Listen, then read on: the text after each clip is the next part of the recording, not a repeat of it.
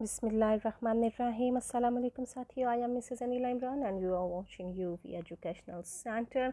William Blake के बारे में आज हम बात करेंगे। विलियम ब्लेक हम जानते हैं कि रोमांटिक एज के शायर हैं और 1757 में पैदा हुए हैं और 1827 में ये इनका इंतकाल हुआ है। और ये हमारे इंग्लिश पेंटर, पोइट और इंग्रेवर हैं। विलियम ब्लेक के बारे में हम ये भी जानते हैं कि इनको कंसिडर किया जाता है कि ये एक किस्म के प्रोफेटिक पोइट्री करते हैं। प्रोफेटिक पोइट्री यानी पैगम्बराना शायरी करते हैं, बड़ी उसमें अच्छी बातें बताते हैं, अपने रिलीजन की बातें बताते हैं। इनको एक हिस्टोरिकल फिगर कंसिडर किया जाता है जो कि विजुअल और आर्ट्स से रिलेटिव है।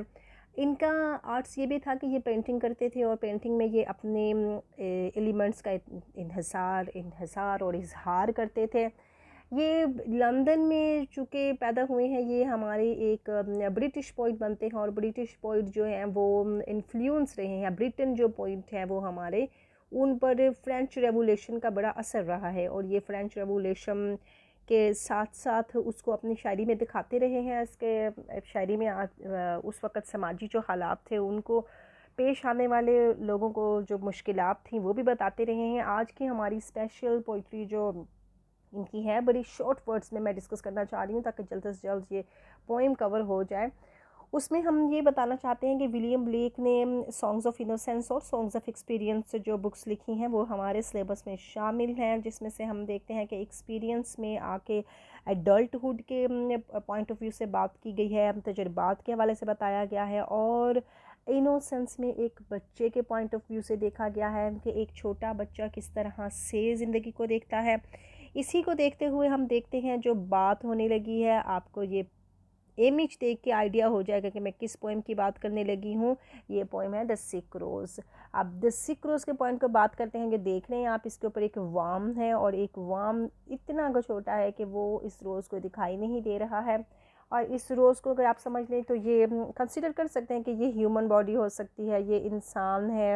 इंसान के साथ साथ हम देख सकते हैं कि हमें जो आके बुराइयां चिपक जाती हैं वो किस तरह से हमें नज़र नहीं आती हैं, लेकिन हम उन बुराइयों में मुब्तला हो जाते हैं। सिक रोज़ के अंदर भी इन्होंने यही कुछ बताने की कोशिश की गई है।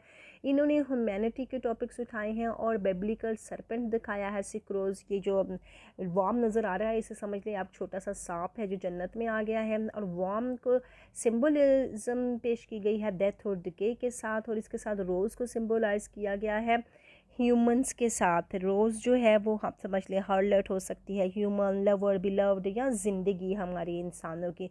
और इन दोनों का जो रिलेशनशिप है, वाम का रिलेशनशिप रोज़ के साथ इस तरह से दिखाया गया है कि ये दोनों एक दूसरे से बेखबर हैं, एक दूसरे की मीननेस से बेखबर हैं। अगर हम देखते हैं कि ये जो सीक्रेट लव है या जो सीक्रेट सरपेंट है, बिब्लिकल रेफरेंस के हवाले से, ये रोज़ को तबाह करने के लिए जा रहा है, लेकिन रोज़ इससे बेखबर है। इंसान इससे बेखबर है कि उसको बुराई आके झपट रही है। इनकी पोइट्री का ये जो पोइम है वो बड़ी इरिटेटिंग उनसर के साथ पेश की गई है। इस पोइम में सबसे ज़्यादा एगमेटिक, खुफिया, एंगमेटिक होता है ENIGMATIC, एगमेटिक पोइम है, खुफिया पोइम है, इरिटेटिंग पोइम भी इसे कंसिडर किया जाता है क्योंकि मीनिंग्स बहुत ज़्यादा निकलते हैं। इसके words are painted by Blake. Blake ने जो लफ्ज़ों में ज़बरदस्त सी पेंटिंग की है, देखने के काबिल है। अब इससे ये भी देखते हैं कि ब्लेक ने नोमैटिक ट्रम्प्स बताई है क्रिम्सन जॉय के साथ। नोमैटिक क्या होता है? नोमैटिक जनाब देखें तो GNOMIC, जहाँ पर जी साइलेंट है। नोमैटिक ट्रम्प्स होती है हकीमाना फ़तह, ज़रबुल मसल, हकायतें। जैसे क्रिम्सन जॉय एक हकायत है, has found out thy bed, वो तुम्हारे बेड के पास पाया गया है। ओ रोज़ दाई आर्ट सिक, तुम तो बीमार हो चुके हो। इन्फेक्टेड बताया गया है, रोज़ को सिकनेस बताई गई है। रोज़ के मिस्टिक पोइट है, सिम्बोलिज्म और इमेजरी यूज़ करते हैं अपने थीम्स में। रोमांटिक एज के पोइट्री बताए जाते हैं। 18th सेंचुरी से इनका ताल्लुक़ है। ये हमारे वो मेन पॉइंट्स हैं जो हमें याद रखने हैं। फ्रेंच रेवोल्यूशन इन्होंने देखा हुआ है। फ्रेंच रेवोल्यूशन की डेट है 1789 से 1799 तक। मॉडर्न पोइट भी ये कंसिडर होते हैं क्योंकि उस ज़माने में मॉडर्निज़म भी तो स्टार्ट हो चुका था। वॉर्म को हमने देखा है, लेस्ट, जेलसी, डेथ, डिके, इसका सिंबल है, और रोज़ ह्यूमन हर्लट लव बिलव्ड लाइफ इसका सिंबल्स है। दोनों के रिलेशनशिप्स दिखाई गई हैं। राइमिंग स्कीम भी उन्होंने इसमें यूज़ की है। रिटोरिकल टेक्निक यूज़ की है क्योंकि उन्होंने क्वेश्चंस किए हैं। रिटोरिकल टेक्निक्स होती है जिसमें तुर्की बे तुर्की सवाल कर देना।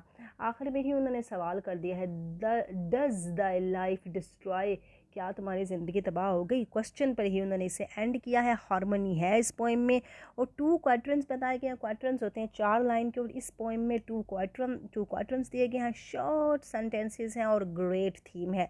अगर हम देखें तो ये लाइनें बिल्कुल छोटी छोटी सी लाइनें हैं, लेकिन इसका थीम बड़ा ज़बरदस्त उन्होंने बयान किया है हमारे सामने। ABCB राइम स्कीम को यूज़ करते हुए आगे बढ़ते हैं, और दोनों का रिलेशनशिप ऐसे बताते हैं जैसे ह्यूमन और सिन का रिलेशनशिप है, इंसान और मौत का रिलेशनशिप है। इन सब पॉइंट्स को हमने डिस्कस किया है। और thanks a lot for listening, watching, like, subscribe and share our channel, क्योंकि हम चाहते हैं कि छोटे छोटे अनासिर को कम से कम टाइम में डिस्कस करें और आपके पॉइंट क्लियर हो जाए। अल्लाह हाफिज़।